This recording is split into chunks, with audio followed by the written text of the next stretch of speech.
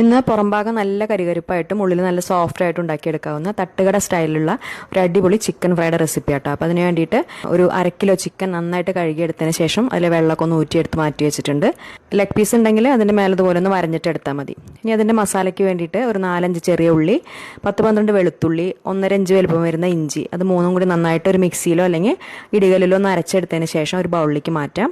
എന്നിട്ട് അതിലേക്ക് ഒരു 1/4 ടീസ്പൂൺ മഞ്ഞൾപ്പൊടി, 1 ടേബിൾ സ്പൂൺ കാശ്മീരി മുളക് പൊടി, 1/2 ടീസ്പൂൺ കുരുമുളക് പൊടി, 1/2 teaspoon garam masala, 1.5 table spoon വരെ വറ്റൽമുളക് ചതച്ചത്, 1 ടീസ്പൂൺ പെരിഞ്ജീരകം ചതച്ചത്, ഒരു 2 ടേബിൾ സ്പൂൺ വരെ അരിപ്പൊടി, 1 ടേബിൾ സ്പൂൺ തൈര്, 1 ടേബിൾ സ്പൂൺ വിനാഗിരി, വിനാഗിരിക്ക് പകരം നാരങ്ങ നീര് എടുത്താലും മതി, പിന്നെ ഒരു കോഴിമുട്ട, ആവശ്യത്തിനുള്ള ഉപ്പ്, അവസാനം കുറച്ച് കറിവേപ്പില.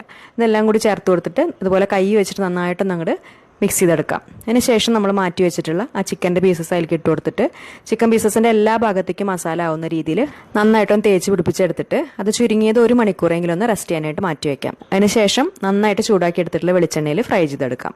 അപ്പോൾ ആദ്യത്തെ 1 മിനിറ്റോളം ഏകദേശം ഹൈ ഫ്ലെയിമിൽ തന്നെ വെച്ച് കൊടുക്കാം. അതിനുശേഷം ലോ ടു മീഡിയം ഫ്ലെയിമിൽ ഒരു 5 മിനിറ്റ് ഫ്രൈ ചെയ്യാം. എന്നിട്ട് തിരിച്ചിട്ടിട്ട് മറ്റേ സൈഡും ഒരു 5 മിനിറ്റും കൂടി ഒന്ന് ഫ്രൈ ചെയ്തെടുത്താൽ നല്ല ക്രിസ്പി ആൻഡ് ടേസ്റ്റി ആയിട്ടുള്ള തട്ടുകട സ്റ്റൈൽ ചിക്കൻ ഫ്രൈ റെഡിയായി. ഇതിൻ്റെ ഡീറ്റെയിൽഡ് വീഡിയോ നമ്മുടെ യൂട്യൂബ് ചാനലിലുണ്ട്, ആവശ്യമുള്ളവർ കണ്ടു നോക്കിക്കോളൂ.